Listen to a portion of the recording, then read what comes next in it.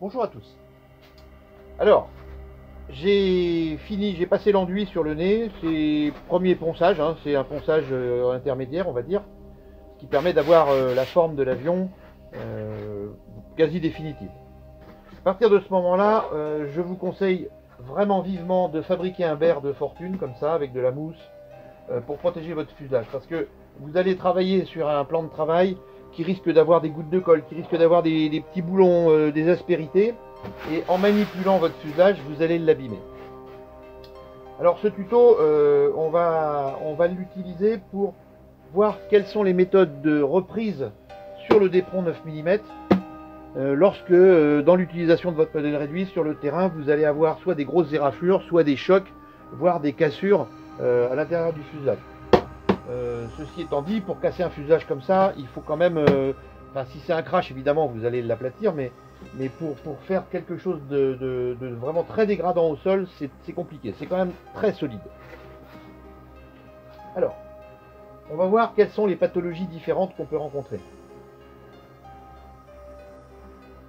Quels sont les trois risques principaux qu'on va rencontrer? Ça va être la grosse éraflure, genre comme ça. Je me suis posé sur un caillou, voilà, il y a quelque chose, un gravier, quelque chose qui a frotté. Ça peut être un coup de tournevis malencontreux, parce que je suis passé à travers quelque chose où l'outil est tombé. Vous voyez, ça fait un trou. Ou ça peut être un coup de marteau, pourquoi pas. On va réparer tout ça, on n'y verra plus rien, c'est l'avantage du Depron 9 mm. Commençons par notre petite éraflure. On voit qu'on a des morceaux qui dépassent. Ces morceaux-là, il va falloir les enlever parce qu'ils vont plucher lorsque on va faire le ponçage. Donc on va enlever tous les petits morceaux qui dépassent. Comme ça. Voilà, toutes les pluches, on doit les enlever. Ça, c'est vraiment la rayure la plus facile à traiter. On prend un petit peu de polyfila. On prend le petit outil, vous vous rappelez qu'on a taillé dans du Depron, notre petite spatule. Et on va venir boucher le trou, tout simplement. Là, j'ai été un peu chiche.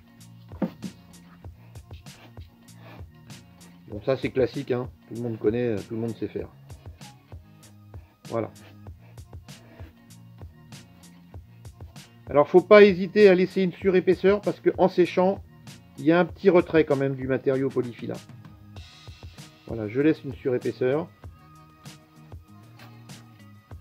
Et une fois que ça sera poncé, on ne verra plus. Pour ce qui concerne un petit trou comme ça, il vous suffira de prendre un morceau de Depron légèrement supérieur à la taille du trou, de le modeler avec le doigt pour le rendre à peu près rond, de ramollir le trou avec de la colle à chaud, et d'y enfoncer la rustine. C'est un peu le principe qu'on va utiliser pour réparer des pneus tubeless. Sauf que là, nous, on n'a pas besoin d'étanchéité. Là, il faut laisser sécher la colle pour pas que lorsqu'on va passer le cutter, elle colle à la lame. Une fois que votre colle a bien séché, qu'elle est bien dure, vous arasez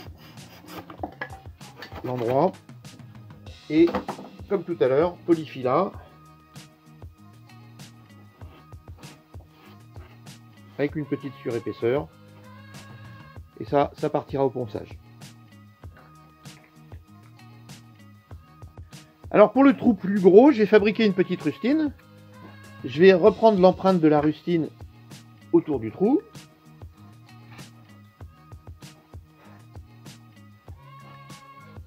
Voilà. Et là, le but du jeu, ça va être de consolider, parce que là, on a des amorces de fractures. À partir du moment où il y a des fissures, comme ça, c'est des amorces dans le matériau. Donc, on consolide au fer à chaud. Alors, attention aux poumons, parce que ça, c'est pas très très bon. Il faut bien aérer votre pièce. Voilà, vous voyez, j'ai agrandi. Et en fait, ça a durci, ça a cuit le matériau tout autour. Donc, l'avantage, c'est que là, maintenant, ça sera plus solide que le matériau de base. Je vérifie que ma pièce elle rentre dedans, elle va rentrer dedans, c'est parfait.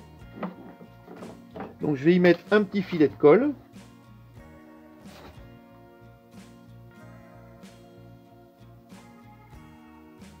Voilà, juste sur le bord. Et je vais rentrer ma pièce à force à l'intérieur. En la laissant dépasser, puisqu'elle est plate, hein, ma pièce. Hein. Je vais la laisser dépasser un peu partout. Comme ça, on va laisser sécher la colle, comme tout à l'heure. Et ensuite, on va la raser au cutter. Et on va lui mettre un petit peu de polyfila pour terminer. Voilà, une fois que la colle est sèche. Vous vous rappelez, on dégraisse le mammouth. Bah, c'est exactement pareil. Et puis, à ce moment-là, je lui passe un petit coup de papier de verre.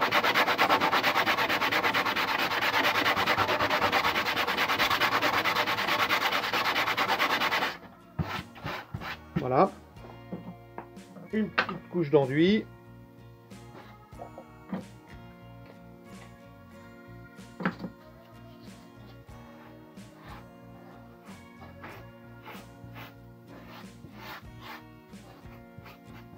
Et voilà, le tour est joué.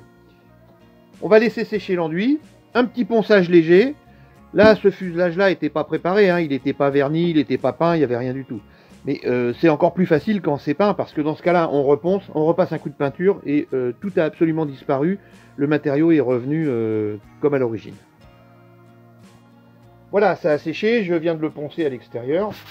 Et là, la surface est revenue parfaite. Une fois qu'on aura refait un passage d'enduit et de peinture, on verra absolument plus le trou du marteau, les rayures, le trou de tournevis. Donc vous voyez, c'est quelque chose qui se répare très facilement. Si un tronçon est cassé, pulvérisé parce que vous avez eu un crash, eh ben vous coupez et vous reconstruisez la partie qu'on vient de reconstruire. Idem pour les turbines qui sont enfermées à l'intérieur du fuselage. Il est beaucoup plus pratique de construire autour de la turbine et pas faire de trappe d'accès compliquées, fragiles, lourdes à mettre en œuvre et puis pas faciles à réaliser. Si vraiment il y a un problème et que vous devez intervenir sur la turbine, vous coupez le fuselage, vous intervenez sur la turbine et vous recollez. Voilà, c'est une autre philosophie, c'est vraiment une autre méthode, une autre approche du modélisme, mais qui ne démérite pas par rapport à la méthode traditionnelle. Ça reste quelque chose de très, comment dirais-je, de très opérationnel. Voilà, merci de votre attention pour ce petit tuto. Prochain tuto, on va construire l'arrière de notre fuselage du 737 qui est terminé, lui. Voilà. Donc là, il a vraiment une très bonne allure. Hein. On va lui faire l'arrière. Et bah, là, ça va être simple, hein, puisque en fait, la partie la plus compliquée à construire, c'est l'avant. Merci de votre attention.